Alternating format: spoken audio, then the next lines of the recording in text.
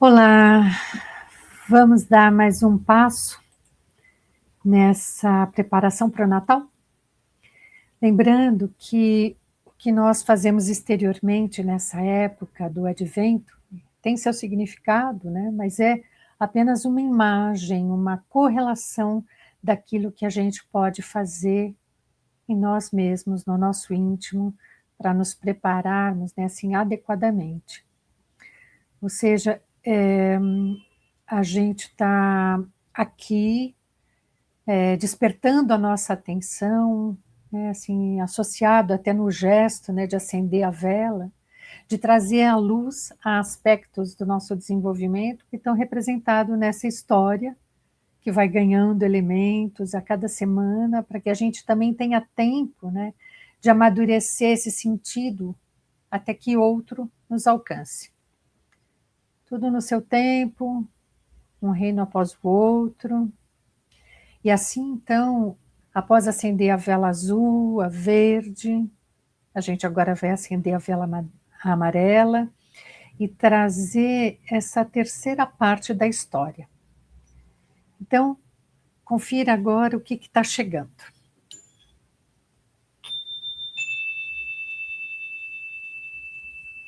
Há muitos e muitos anos, a Terra era muito diferente do que é hoje. Os seres humanos não sabiam plantar nem construir suas casas. Deus teve pena deles e pediu aos anjos que fossem iluminar os 4 cantos da terra e que avisassem a todos que iria enviar o seu filho para alegrá-los. O primeiro anjo tinha asas azuis.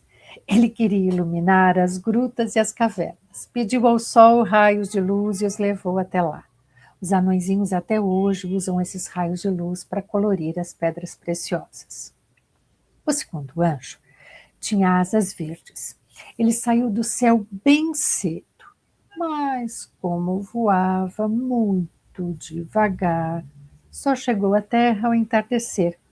E os raios de luz que ele trouxe deram cor e perfume às plantas. Ensinou os seres humanos como plantar, isso é, como deixar a terra bem fofinha para receber as sementes. Trouxe também as chuvas, e com elas lavou as pedras, encheu os lagos e fez com que os rios corressem mais rápido. O terceiro anjo tinha asas amarelas. E ele foi buscar os raios de luz, e quando ele estava se aproximando da terra, os animais viram aquela luz e ficaram admirados. Então ele contou que iria nascer uma criança muito especial e que todos deviam se preparar para recebê-la. Os pássaros fizeram músicas muito lindas. As borboletas coloriram as suas asas e o vento espalhou a notícia para todos os lugares.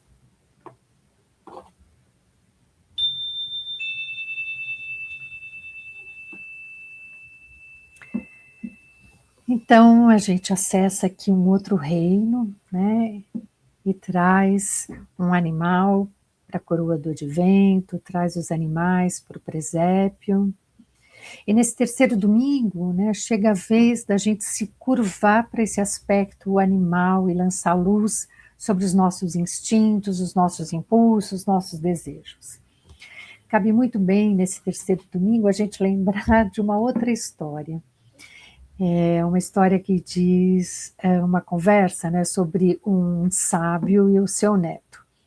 E ele diz assim: tem uma luta acontecendo dentro de mim, e é uma luta terrível entre 2 lobos. Um lobo é mau, ele é a inveja, a arrogância, o ressentimento, a inferioridade, a superioridade. E o outro é bom. Ele é a alegria, a paz, a esperança, a gentileza, a empatia.